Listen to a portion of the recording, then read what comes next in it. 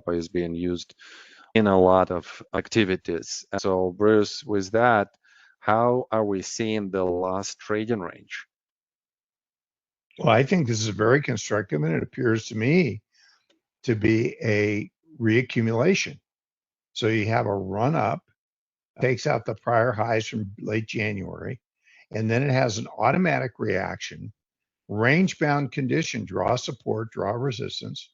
And then look what it does about halfway through the structure. It goes down and takes out the lows of the support area.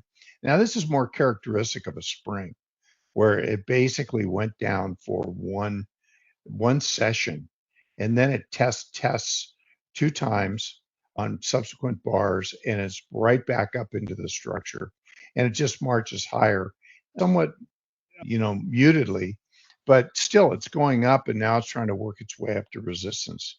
So, I this it's not a completed reaccumulation, but so far I think it has those characteristics.